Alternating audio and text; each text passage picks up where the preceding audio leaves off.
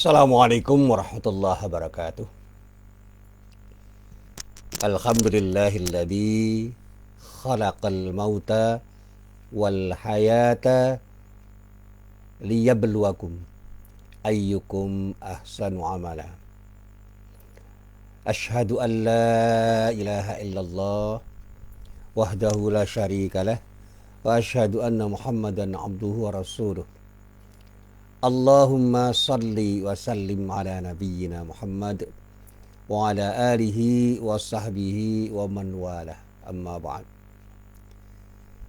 Para jamaah yang dirahmati Allah, sekali lagi saya mengajak kepada para jamaah, mari kita ucapkan tahmid alhamdulillahirabbil alamin untuk mewujudkan sikap syukur kita secara lisan, dan ucapkan tahmid itu dari lubuk hati yang paling dalam, sehingga kita bisa berharap ucapan tahmid kita itu bisa mendorong diri kita untuk melakukan tindakan yang menunjukkan sikap syukur kita kepada Allah atas nikmat-nikmat yang telah diberikan oleh Allah pada diri kita.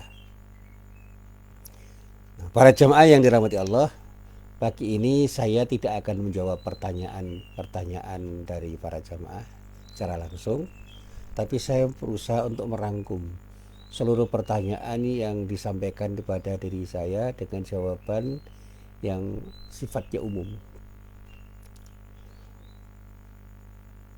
Saya selalu mengatakan begini, musuh yang paling jelas, clear, dan tidak bisa kita abaikan itu adalah setan.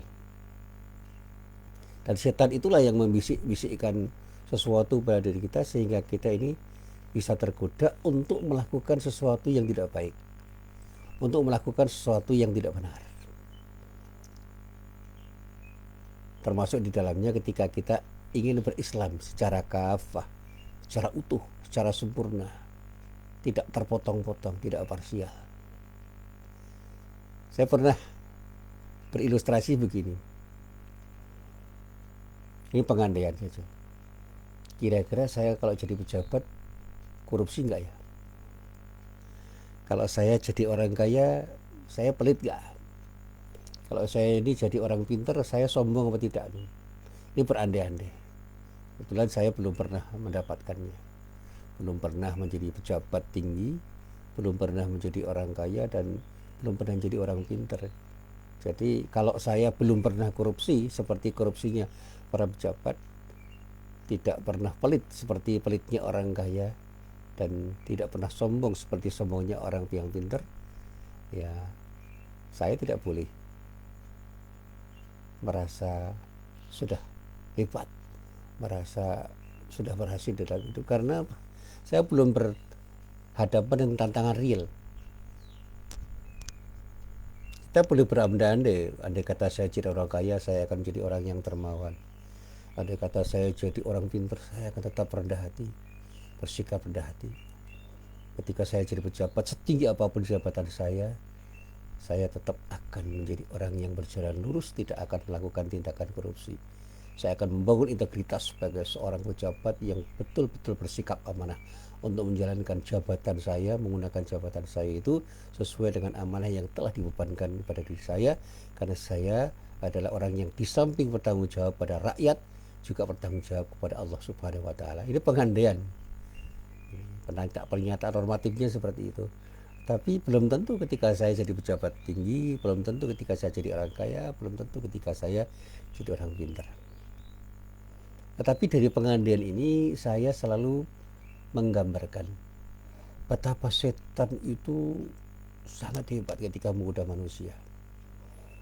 Karena di dalam manusia itu ada karsa. Karsa itu keinginan atau syahwah, yang pada saatnya syahwah itu akan bisa digerakkan oleh setan untuk melakukan sesuatu yang tidak terbatas.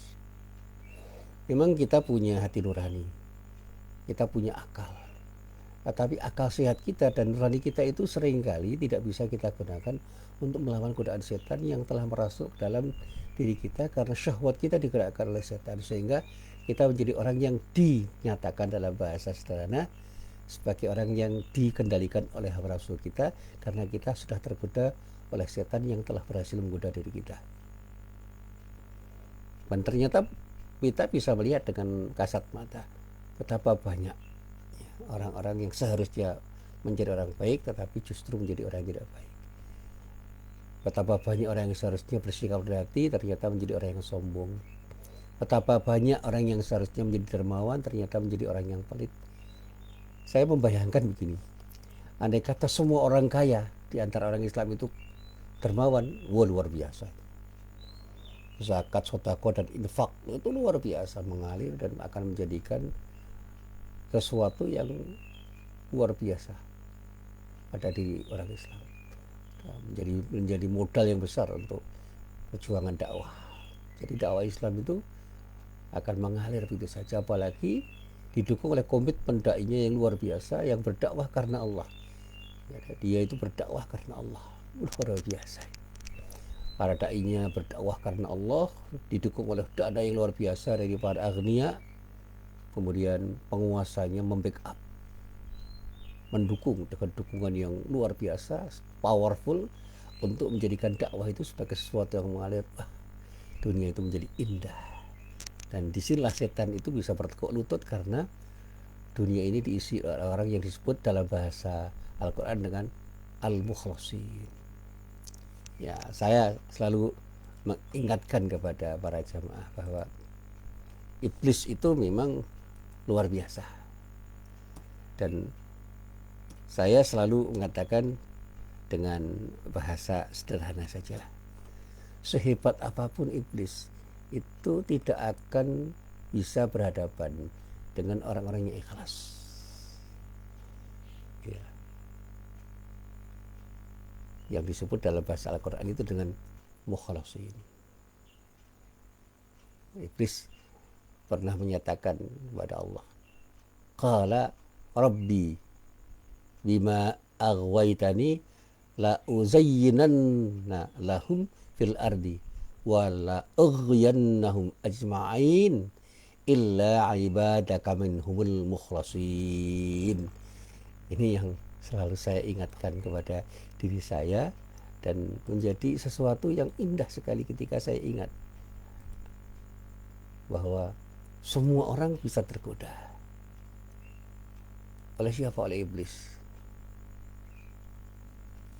Kecuali orang-orang yang disebut oleh Allah sebagai orang-orang yang mukhlasin.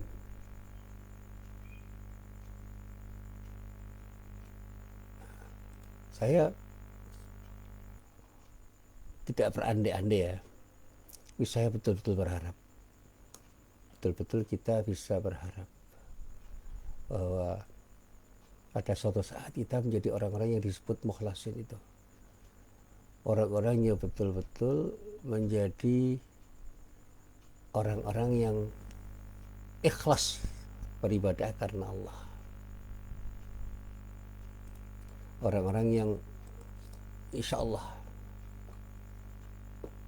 akan bisa melahirkan tindakan-tindakan yang benar, orang-orang yang insya Allah akan selalu hadir menjadi orang-orang yang ketika berbuat, ketika melakukan tindakan itu benar-benar tindakannya itu selaras dengan perintah Allah. Ini yang selalu saya renungkan. Ini ada di dalam surat Al-Hijr ayat 39 sampai 30. Dan para jamaah yang dirahmati Allah, sekali lagi selalu saya sampaikan, godaan setan itu tidak pernah berhenti. Kapanpun dan dimanapun kita berada, setan akan selalu menggoda kita. Dan godaan itu sangat beragam dan sangat lihai. Setan itu melihat peluang-peluang yang ada pada diri kita untuk digoda. Ada orang yang tidak tergoda dengan harta, digoda dengan jabatan. Ada orang yang tidak tergoda dengan jabatan dan harta, digoda dengan wanita. Sehingga laki-laki itu menjadi terjerumus dalam kemaksiatan karena wanita yang dijadikan oleh iblis untuk menjadi sarana, menjadi media untuk menggodanya. Demikian juga kalau wanita itu seringkali tergoda oleh harta dan laki-laki yang memang bisa menggodanya, karena laki-laki itu betul-betul menjanjikan. Artinya apa? Menarik hati untuk didekati dan mendekatkan dirinya kepada laki-laki itu dilakukan oleh wanita itu dengan berbagai macam cara, sehingga banyak orang yang dikatakan berdandan untuk dilihat laki-laki. Ya, ada wanita yang berdandan karena ingin dilihat laki-laki. Ya, saya tidak mengatakan bahwa semua orang begitu, tidak, tentu saja tidak. Nah, tetapi ada orang yang memang begitu. Ada wanita yang berdandan untuk dilihat laki-laki yang bukan suaminya. Ada laki-laki yang karena berlimpah harta dan punya kemampuan untuk menggoda wanita, dia gunakan kemampuannya untuk menggoda wanita dan hartanya itu sebagai sarana untuk menggoda wanita, sehingga ya dia tidak ingat lagi terhadap istri dan anaknya di rumah, dan dia menjadi orang yang tergoda oleh perempuan-perempuan yang ada di sampingnya, di belakangnya, di depannya, dan pada saatnya dia tidak pernah merasa bersalah ketika berselingkuh. Nah, ada yang seperti itu, dan kita bisa melihat dengan kasat mata di seputar kita ada orang-orang seperti itu, dan ini godaan dunia yang saya katakan ini godaan setan. Nah, para jamaah yang dirahmati Allah, sekali lagi saya ingin mengingatkan kembali, Allah subhanahu wa ta'ala itu berfirman di dalam surat Al-Baqarah ayat 208. Firman-Nya itu tegas, A'udzu billahi minasyaitonir rajim, Ya ayyuhalladzina amanu dukhulu fis-silmi kaffah wa la tattabi'u khutuwatis syaitan innahu lakum aduwwum mubin. Hai orang-orang yang beriman, masuklah kamu ke dalam Islam secara keseluruhan, dan janganlah kamu turut langkah-langkah setan itu. Sesungguhnya setan itu adalah musuh yang nyata bagimu. Nah, di dalam kitab tafsir ada keterangan yang simpulannya begini.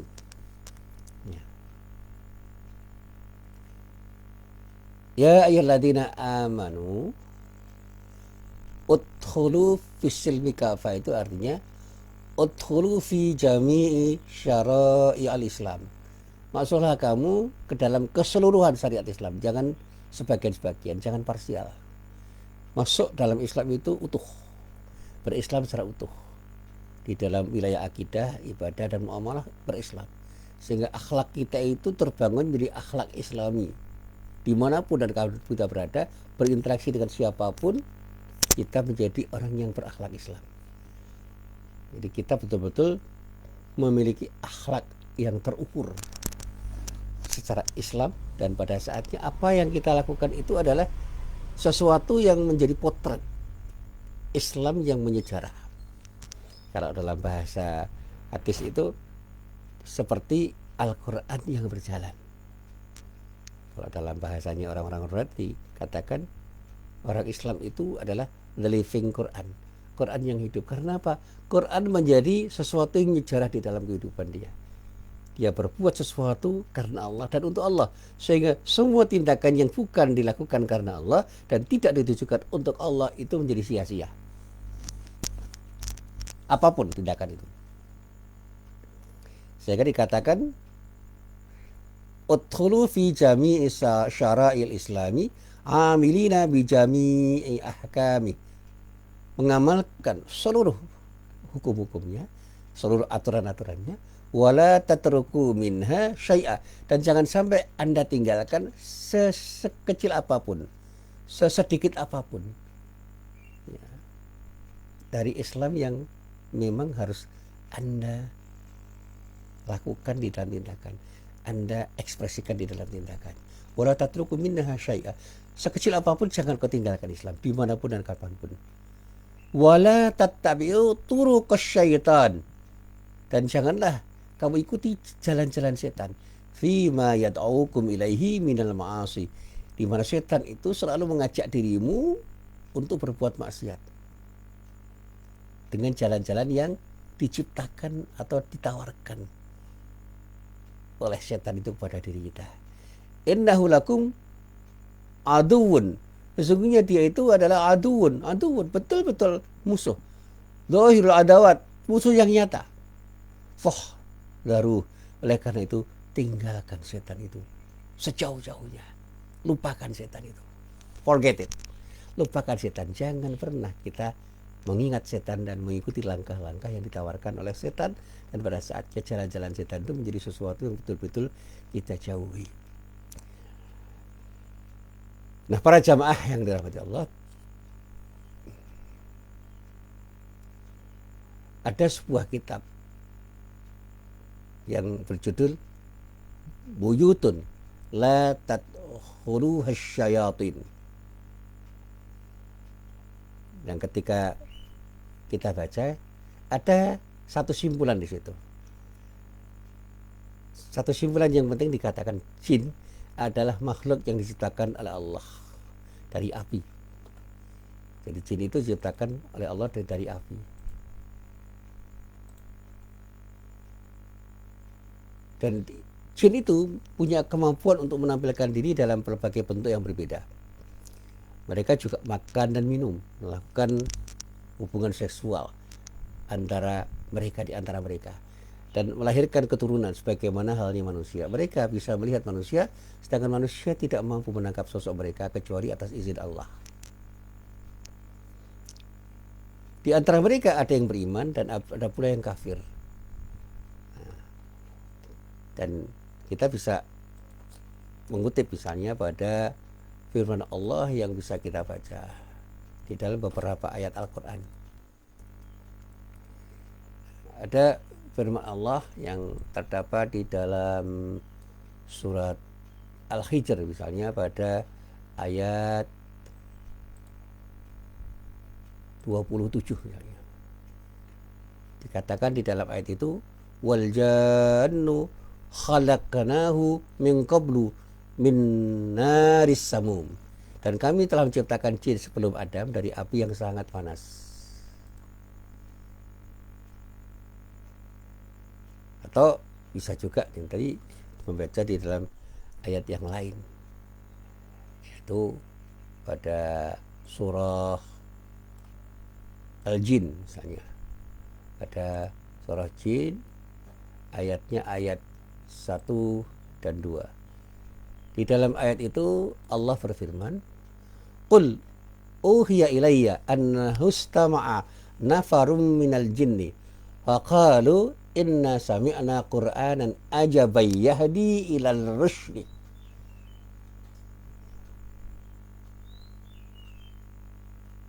Ila akhir ayat. Telah diwahyukan kepadamu bahwa telah mendengarkan sekumpulan jin, lalu mereka berkata, sesungguhnya kami telah mendengarkan Al-Quran dan yang menakjubkan, yang beri petunjuk pada jalan yang benar. Maka dikatakan fa'aman nabi, maka kami beriman kepada Al-Quran itu. Walan nusyrika bi rabbina ahada, dan kami sekali-kali tidak akan pernah mempersekutukan atau melakukan tindakan syirik dengan Tuhan kami. Nah, selama ini sebagian besar orang menyangka bahwa jin, sekali lagi, itu adalah setan. Selain jin bukan setan. Selama ini sebagian besar orang menyangka bahwa setan itu merupakan makhluk halus yang jahat yang selalu mengganggu kaum manusia. Padahal Allah secara tegas berfirman. Misalnya kalau kita baca di dalam surah Al-An'am. Surah Al-An'am ayatnya ayat 112.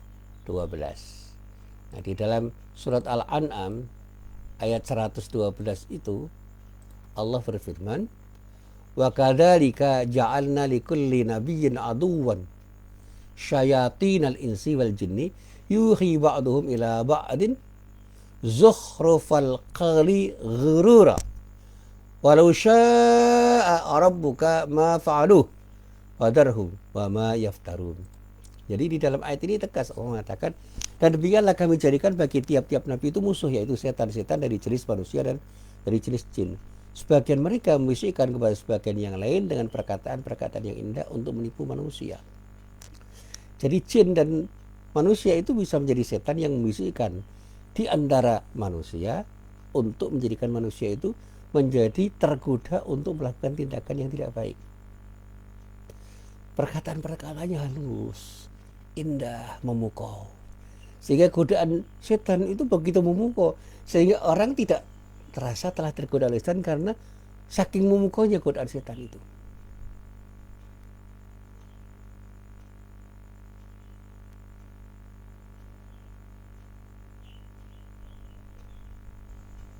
Ya kalau Allah mengendaki memang tidak akan ada orang yang melakukan tindakan yang digodakan oleh setan itu. Oleh karena itu kita diminta untuk meninggalkan segala macam wujudnya setan dan jangan sampai kita menjadi orang yang tertipu oleh setan-setan yang memang punya peluang untuk menggoda diri kita. Tapi sekali lagi, kita ini menjadi orang yang tidak mudah untuk menjadi orang yang tidak tergoda oleh setan. Sekali lagi tidak mudah itu. Karena betapapun setan itu akan selalu menggoda diri kita di arah manapun. Sehingga Ibnu Katsir misalnya mengatakan bahwa setan itu sendiri berarti sesuatu yang menyimpang dari tabiatnya berupa apa? Kejahatan. Dan tidak ada yang memusuhi para rasul melainkan setan-setan yang memang ada dari jenis manusia dan jin. Jadi setan-setan itu tabiatnya memang suka menggoda dan dia menjadi musuh manusia. Saya ketika bicara tentang iblis, misalnya kita kutip pendapatnya Imam Al-Hasan Al-Bisri yang mengungkapkan begini. Iblis itu bukan dari golongan malaikat, sungguhnya ia berasal dari golongan jin. Sebagaimana Adam adalah golongan dari manusia. Jadi kalau kita bicara tentang iblis, itu memang diciptakan oleh Allah untuk menggoda. Karena dia berasal dari jin yang memang punya tabiat jahat. Yang pada saatnya mereka itu akan menjadi orang-orang, sekelompok makhluk yang akan menggoda manusia untuk menjadikan manusia itu menyimpang dari aturan Allah. Allah berkali-kali sudah mengingatkan. Misalnya kalau kita baca di dalam surat Al-Kahfi. Surat Al-Kahfi ayat 50 misalnya. Di dalam surat Al-Kahfi ayat 50 itu Allah berfirman dengan firman-Nya yang tegas itu. Ya, dikatakan misalnya di dalam bahasa yang sederhana ya, di dalam surat Al-Kahfi itu dikatakan wa idz qulna lil malaikati isjudu li adama fasajadu illa iblis kana minal jinni fa fasaqa an amri rabbih afatattakhiduna wa dzurriyyatahu awliya'a min duni wa hum lakum adu bi'sa lidzalimina badala. Dan ingatlah ketika kami berfirman kepada para malaikat, bersujudlah kamu kepada Adam, maka semua bersujud kecuali iblis. Sehingga ada yang mengatakan, oh iblis itu bagian dari malaikat. Dia itu ternyata dari golongan jin, diterangkan di dalam Al-Quran. Pada surat Al-Kahfi ayat 50 itu. Dia, iblis itu adalah golongan jin, maka ia mendurhakai perintah Tuhannya.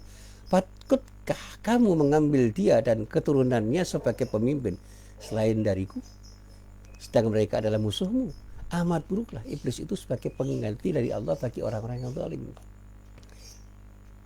Nah, para jamaah yang dirahmati Allah, sekali lagi, apa yang saya sampaikan dalam pengajian ini hanya sekedar mengingatkan saja bahwa ketika kita itu adalah orang yang ingin beribadah kepada Allah, pada saat kita punya keinginan, setan itu punya keinginan sebaliknya, menggoda diri kita agar kita tidak beribadah kepada Allah.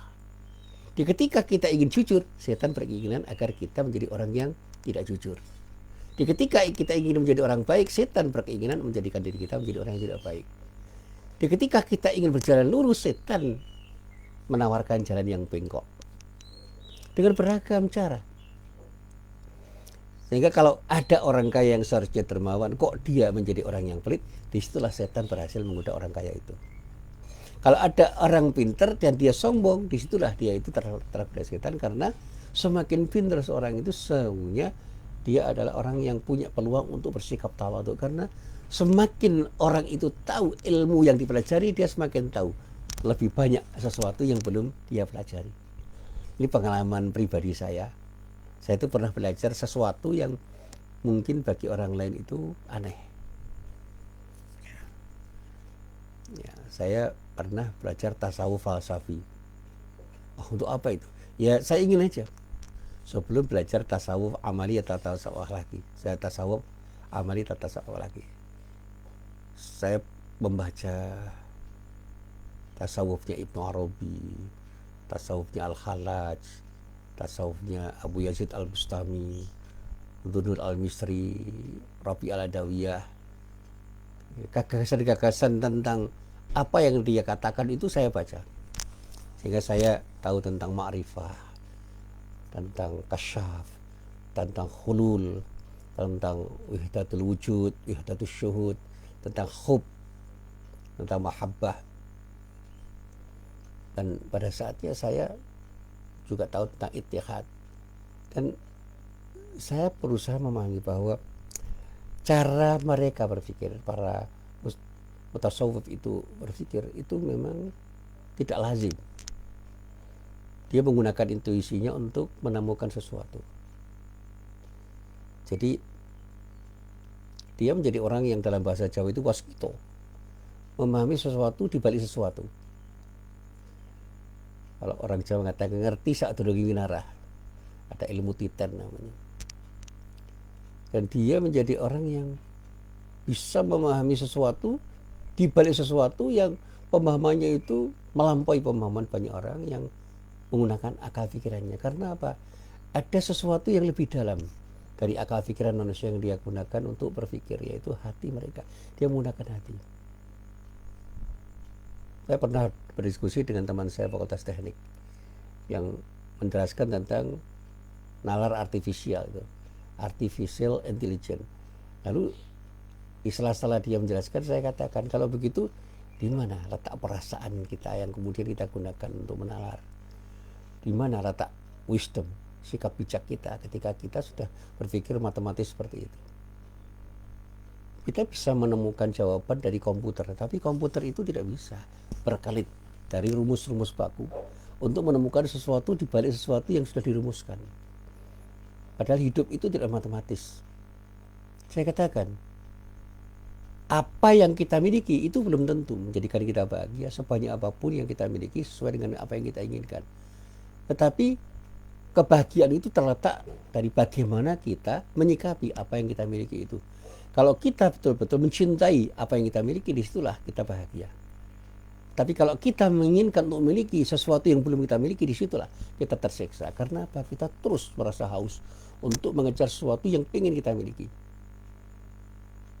Jadi gampang saja. Ketika saya punya uang 10.000 dan 10.000 itu menjadi sesuatu yang saya cintai karena saya merasa mendapatkan sesuatu yang luar biasa dengan 10.000 itu, sehingga saya bisa menggunakan uang 10.000 itu untuk membeli sesuatu, saya bahagia. Tetapi kalau saya menginginkan uang 1 juta, sementara saya baru dapat uang 10.000, saya susah. Karena apa yang saya dapatkan belum sesuai dengan apa yang saya inginkan.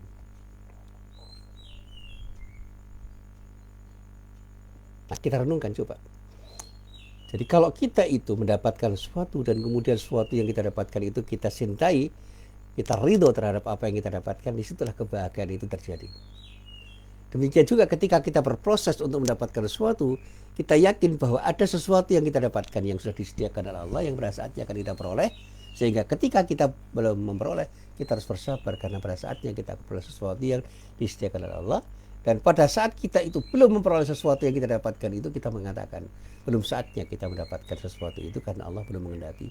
Disitulah kebahagiaan itu terjadi.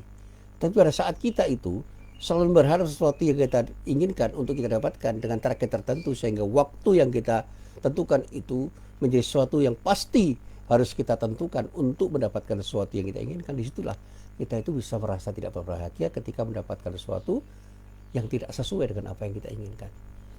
Misalnya hari ini saya harus mendapatkan uang 1 juta, ternyata yang kita dapatkan cuma 100.000, susah. Padahal mungkin 1 juta itu kita dapatkan besok lusa.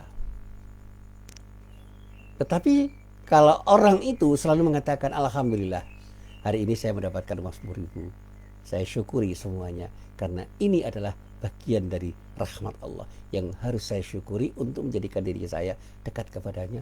Wah, itu sangat membahagiakan. Jadi saya beri ilustrasi begini. Saya bahagia karena saya menjadi dosen, saya bahagia karena saya menjadi mubalik, saya bahagia ketika saya menjadi seorang laki-laki, saya bahagia ketika saya punya istri, saya bahagia ketika saya punya anak. Karena itu pemberian Allah yang paling tepat. Karena Allah paling tahu apa yang terbaik untuk diri saya. Sehingga apapun yang saya peroleh, itulah yang terbaik menurut Allah untuk diri saya. Sehingga saya harus punya persepsi yang sama dengan apa yang dikehendaki Allah. Jadi kita berusaha memahami kehendak Allah untuk menjadikan diri kita itu merasa puas terhadap apa yang diinginkan Allah untuk diri kita. Dan pada saatnya ketika Allah memberikan kepada apa-apa dari diri kita, apapun yang diberikan olehnya, pada suatu saat, pada waktu yang tertentukan, kita syukuri apa adanya. Itulah yang membahagiakan kita. Dan pada saatnya setan akan sulit menggoda diri kita karena sikap syukur kita kepada Allah yang terus-menerus kita jalani, karena kita tahu bahwa Allah paling tahu apa yang terbaik untuk diri kita. Jadi ada orang yang sampai detik ini merasa belum mendapatkan sesuatu yang diharapkan, dan dia betul-betul ingin mendapatkan sesuatu yang diharapkan itu dengan upayanya yang luar biasa, tapi dia tidak sabar untuk mendapatkan sesuatu yang dia inginkan itu karena dia punya target-target yang dipastikan. Begitu dia pada hari ini belum mendapatkan sesuatu yang diinginkan, susah. Tetapi kalau orang itu mengalir secara natural, sudah saya berusaha untuk mendapatkan sesuatu yang saya harapkan, saya inginkan.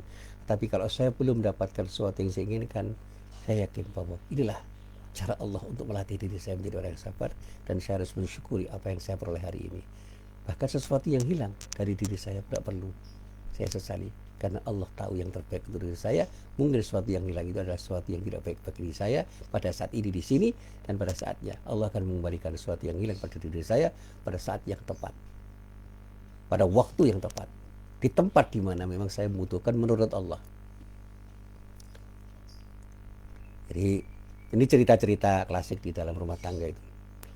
Ada seorang laki-laki yang kebetulan itu adalah seseorang yang saya kenal lah gitu. Saya tidak perlu menyebutkan namanya. Yang ditinggal istrinya karena istrinya selingkuh, dan perselingkuhan terjadi ketika reuni. Wah, sakit hati dia. Saya katakan, tindakan istrimu itu salah, tetapi jangan pernah kamu bersedih karena istrimu lari dari dirimu. Berdoalah kepada Allah agar istrimu kembali menjadi orang yang bertaubat dengan taubatan nasuha dari tindakannya itu, karena kamu adalah suami yang sah. Dia mengatakan, ya bagaimana kita bisa ikhlas mendengar dan melihat istri kita berselingkuh dengan orang lain, sementara tindakan dia itu tindakan yang sama sekali tidak dibenarkan oleh Allah, tindakan yang salah, tindakan yang melanggar syariat. Saya katakan memang dia sedang tergoda oleh setan. Doakan agar dia terjauhkan dari godaan setan itu dan kembali ke jalan yang benar. Dan kalau Anda itu berjiwa besar, terimalah kembali istrimu setelah dia bersalah melakukan tindakan yang tidak benar. Berani nggak? Jawab dia, berani. Tapi seberat apapun, kalau Anda ikhlas, Allah akan membalas dengan balasan yang terbaik. Ikhlas itu punya frekuensi yang luar biasa, punya kekuatan yang luar biasa. Ikhlas itu punya kekuatan untuk mengalahkan sesuatu, termasuk kekuatan hawa nafsu Anda ketika Anda ingin mendapatkan sesuatu. Bersikap ikhlas untuk menerima apa adanya, apa yang diberikan Allah, sehingga Anda bisa berbahagia karenanya. Ketawa nih. Demikian juga maaf itu, ada seorang istri yang suaminya selingkuh. Ya sedih, jelas itu. Tapi selalu saya katakan begini, saya tidak berjumpa secara langsung dengan perempuan itu karena saya memang agak menghindari. Tapi kalau saya harus mengatakan begini, ya perselingkuhan yang dilakukan oleh seorang suami itu salah. Dia setengah tergoda oleh setan. Doakan agar dia kembali ke jalan Allah, bertaubat dengan taubatan nasuha. Pada saatnya dia bisa menyadari kesalahannya dan meminta maaf pada diri kita dan mohon ampun kepada Allah. Terimalah dengan kebesaran hati Anda, dengan jiwa besar Anda, untuk mengatakan saya ikhlas menerima kembali karena kamu sudah bertaubat kepada Allah. Dan mari kita jalani hidup itu dengan jalan yang benar karena Allah. Berani dan mau atau tidak? Nah ini persoalan. Karena tidak mudah seorang istri menerima suami yang pernah selingkuh, sebagaimana juga seorang suami tidak bisa menerima istri yang pernah selingkuh. Tapi itulah cara kita untuk bersabar, untuk hidup ikhlas karena Allah, dan pada saatnya menerima apapun yang diberikan Allah dengan sikap ridho. Itulah yang membahagiakan. Jadilah orang yang selalu menghindar dari godaan setan. Kita harus berhati-hati. Setan itu sangat halus, sangat lembut, sangat memukau di dalam menggoda. Kata-katanya indah dan sangat memukau sehingga orang dengan mudah digoda oleh setan. Tapi begitu kita sadar bahwa kita selalu akan digoda setan, kita akan mengatakan tidak pada setan. Saya pernah menulis dalam sebuah tulisan, say no to Satan, katakan tidak pada setan. Dan satu saat akan saya ceramahkan di sini. Mudah-mudahan kita akan bisa memahami bagaimana kita melawan godaan setan. Kita tidak perlu berusaha mengasingkan diri dari para setan itu, tapi kita sadar bahwa setan itu adalah musuh kita, dan jangan pernah kita ikuti langkah-langkahnya. Dan jalan apapun yang ditawarkan oleh setan, jangan Anda jalani, karena ada jalan Allah yang disebut Shiratal Mustaqim, yang itu ketika Anda lalui akan menjadikan Anda memperoleh kebahagiaan hidup di dunia dan akhirat. Sementara sebaliknya, ketika Anda ikuti langkah setan, ikuti jalan setan, seolah-olah Anda mendapatkan kebahagiaan, tapi itulah kebahagiaan semu, kebahagiaan yang tidak benar, kebahagiaan yang memukau, yang pada saatnya justru dengan kebahagiaan itu Anda akan mendapatkan adab dari Allah Subhanahu wa taala. Nauzubillah min dzalik. Sekali lagi, ayo kita berhati-hati dari segala macam godaan setan. Langkahkan langkah kita di jalan Allah untuk mendapatkan ridha Allah, sehingga kita betul-betul akan mendapatkan kebahagiaan yang datang dari Allah di dunia dan di akhirat kelak. Insyaallah. Amin. Ya mujibas sa'ilin. Assalamualaikum warahmatullahi wabarakatuh.